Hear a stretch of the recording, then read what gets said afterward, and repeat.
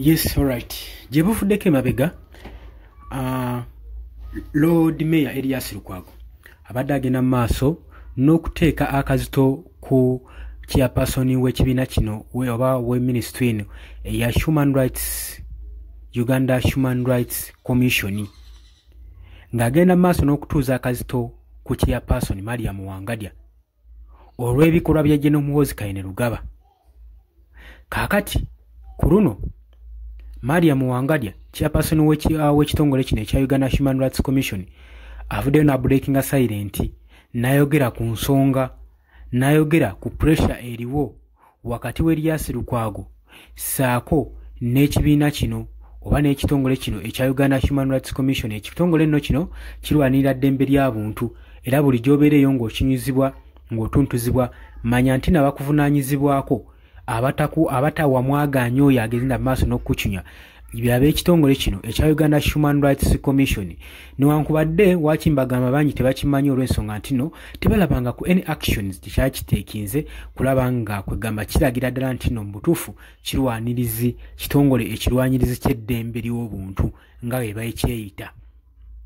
Twade twaluddewo kubanga tukakasa ddala oba kitongole kino kirwanyiriza ddembe ly'abuntu olw'ensonga nti no actions speak louder than words. Naye ebiseera ebisinga tulaba bigambo bugambo bye bigenda mu maaso n'okwogerwa, bagenda mu maaso abantu bangi nnyo minitusi ezimu tezina kyekyali zikoze wabula zibeereyo ne ziva ne zeewaana ffe abaagundi kino dukala wetu ne tutiramu naera mujja tulaba naye nga mpaawo wadde n'akantu ke baali bakoze okukakasa ensonga yaabwe gye boogera okiralifayinga ekyo ekituufu kye bali. Kati bannayuganda twesanga tuli muzibu bw'amaanyi olw'ensonga nti n'ebitongole bye tulowooza nti nno bisobola okumalako oba bye biri mu buvunaanyizibwa bw'ensonga ebiseera ebisinga mu baabuwe buba tebuliiwo. Kitegeeza ki? Gwe munnayuganda mu buli kyokola osaanidde okuba nga weebeereramu. Gwe ministries zonna ezikuvunaanyizibwako gwe manya ye gwe buli kimu. Temuli ministry egenda kuddukanyizaako oba kukola nga w'osuubira kibateekeddwa okukola. Bano tebakola kibateekedda kukola wabula bakola ekyo kye baagala okukola, kye bawulira nga baagala okukola kye bakola. Ekyo ky'oba omanya bye bitongole byaffe bye tuyina, ate ne ky'oba omanya tebikyali independent mu ggwanga Uganda. Uganda n'aggambye amateeka gaasaanyizibwawo dda kutandikira mu constitution. Demokrasiya temukyali. Kati kyonna kyonna ky'okola kikole nga weebeereramu, omanye nti nno eggwe kamala byonna. Oba okitegeera olina kubeera kamala byonna ng'eggala essajja lyerikuba ennoga. Oba okitegeera. Kaakati lwaki nkuleetedde wiino ono? Njagadde kuzzaako emabega katono ne pressure kweva eri Mariam Wangadya. Erias Lukwago amutadde ku pressure, amugamba nti bwe wayogera obwogezi ebigambo obugambo tebimala, twetaagayo strong action eyinza okukolebwa. Ebyokwogera obwogezi Erias Lukwago kikyayogerako. Jjukira emabegako awo oluvannyuma lwa Eddie Mutwe, bodyguard wa Robert Kyagulanyi Ssentamu, amanyikiddwa nga Eddie Mutwe ng'era amanya g'amatuufu ye Edward Ssebuufu. Ono munywanyi ng'ogyeko kubanga bodyguard munywanyi nfanfe wa Robert Kyagulanyi Ssentamu, mukulenzi w'ekibiina kya National Unity Platform, era nga bazze batambulira wamu bombi nga gubasazaamu kimu. Ekyo kye njagala okutegeeza. Abadde tageti nnyo eya gavumenti bukyanga Robert Kyagulanyi Ssentamu ayingira byabufuzi. Ng'ensonga ki? Gavumenti baabwerowooza nti ono yayinza okuba nga aterese ku byama bya Robert Kyagulanyi Ssentamu, era nga ebamukwata mu biseera nga bino ebamukwatira baali balowooza ajja bayamba nnyo okumuggyamu information eyinza obbalinkinga ku plan ze zonna ez'akalulu ka 2026 n'enteekateeka zonna z'ayina. Naye baabuwe baali bayiwansaano ku mazzi. Oluvannyuma lwa Eddie Mutwe okukwatibwa emukono, abazigwa bataategeerekeka wabula baalabibwako nga bambadde ebyambalo bya agency emu giyite eya SFC. Kaakati yawambibwa n'atwalibwa n'abuzibwawo akabanga akawera, era ekibiina kye kyamuwenja ne bamunoonya enfunda eziwera nga takubikako kyamulubaale. N'oluvannyuma Muhoozi Kainerugaba Chief of Defence Force yavaayo ne yeewaana n'agamba nga Eddie Mutwe wamuyina temutaana munoonya era ali mu basement ye agezaako muyigiriza Lunyankole. Ezo nno statement Chief of Defence Forces yakola zaamuzaalira leenya era zikyamuzaalira leenya ne kaakati. Eggwanga lyennyamira nnyo olwa high ranking officer okuvayo ne yenyigira mu bikolwa nga bino ebyokuwamba abantu, okubuzaawo n'ate babuzaawo mu kulembeze eri mu kibiina ekifuganya ekibiina kya Mwami Yoweri Kaguta Museveni kitaawe. Kati awo bisinga okusoberera. Kitegeeza ki? Demokrasiya takyakolerako ddala. Kakati Erias Lukwago agamba nti akageri kekiri nti nno okuwambibwa kwa Eddie Mutwe kwaliko obujulizi. Tebamukwata bukwasi nti noba poliisi yamusiba. Poliisi yavaayo n'ebyesambaja n'egamba nti Eddie Mutwe tebamuyina mu kastodi zaabwe. Olwo baali bamaze okulaba n'okulengera ki ekigenda okuddirira. Wabula kitegeeza nti yali awambiddwa buwambibwa.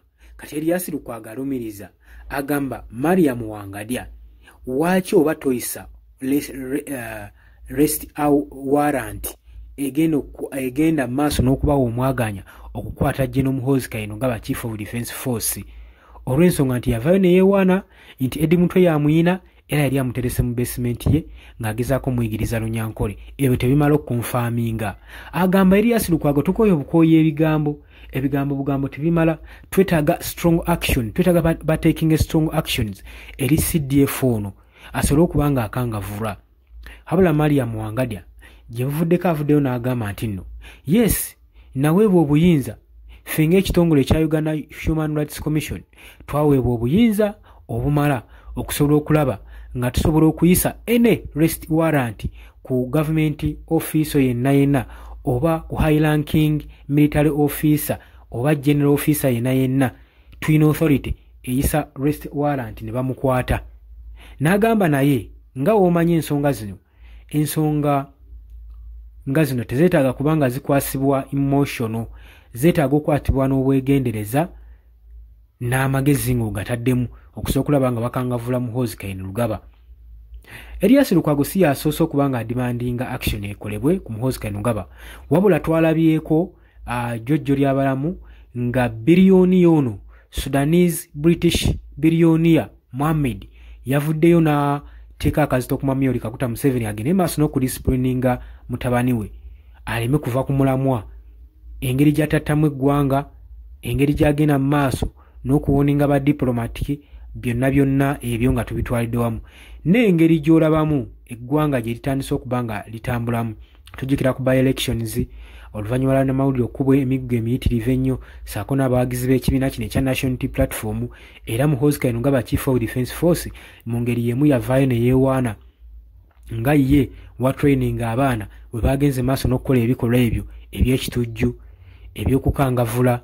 Kakati ebikolwa nga bino nga high ranking officer agezaako okwerumiriza nga bigenda maaso n'okukolebwa ku bannayuganda, wano ebitongole byandibadde bisitukirayo ne bijjayo illegal actions zonna ezeetaagisa okulaga nti no authorities baziina ne tutakuma kwogera boogezi ku bigambo kuba abangi abafiirwa ebyabwe, bangi bamenyebwa, baakobebwa ne kakati abamu bakyafuusa n'ebiwundu malwaliro, bannamawulire baakobebwa amaaso gaabwe, ebintu bingi nnyo ebyagwawo mu kaseera ako bitutayinza kunnyonnyola mulundi gumu. Nze ngamba wataako okubaawo action ekolebwa Mariam Wangadya aleme kuliisa bijanjalo mpiso. Kyeyayogerako ne bamuawaadi nga tolowooza nti nno yakiggusa, ekyo kyali kiwejjowejjo ng'awummudde tannatuuka, tekitegeeza nti nno woowummula oba otuuse. Kati mukyala Mariam Wangadya chairperson wa Uganda Human Rights Commission kye tugamba nti obanga wavaayo n'owandiika ebbankaluwa ng'egezaako okuwoninga Muhoozi Kayino Lugaba alirizinga Eddie Mutwe n'agaana, kati twagala olumeko n'okulumako olw'okuba nti nno bakupraisinze ne bakuwaana ne bakwawaadi nga kitegeeza nti nno watuuse gy'olaga. Naggambye ekyo kiwejjowejjo ng'awummudde tannatuuka. Kati twetaaga wabeerewo legal actions ezikolebwa ku Chief of Defence Force eggwanga lisobole okuba nga litebenkera, eggwanga live ku bunkenke.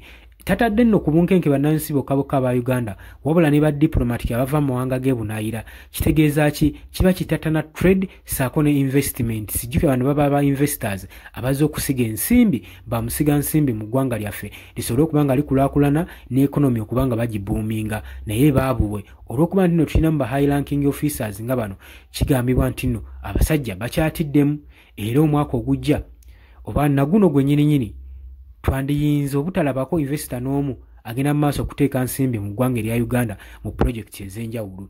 Simanyi kiki olowooza otya ku nsonga eno? Oli ku Yugi Updates TV nga kusinza oba ng'otuwuliriza. Gwagala otwengako kiri wansi waliwo ekigambo subscribe kikoneko ojja kuba ng'otwegattako. Gw'ayagala otuwa kadata ojja kuyita ku nooti 76 nooti 12 ngambye +256 76 01 26 7. Ate bo abapya organic bakugamba nti nno gwe omulwadde yenna ayagala okubanga ojjanjaba ekirwadde kino ekikutawanya pressure, sukaali, abalina hepatitis, ulcers, mubakoneko ku nooti 77813597. Ojja kuba ng'osobola okubafuna gwe bulungi nnyo omukwano gwange ali yampuliriza. Abali emitalo w'amayanja baganda bange mbatumiddeko nnyo, bali mu America, US, UK, abali Saudi Arabia mwena mbatumiddeko nnyo, abagenda okupakasa okulaba nga mufuna ekigulira amagalo eddiba. Mukola kyamaanyi nnyo okwekuumira ku mayingo gano aga Yugi Updates TV. Mbaagala nnyo baganda bange era nga bategeeza nti mweraba.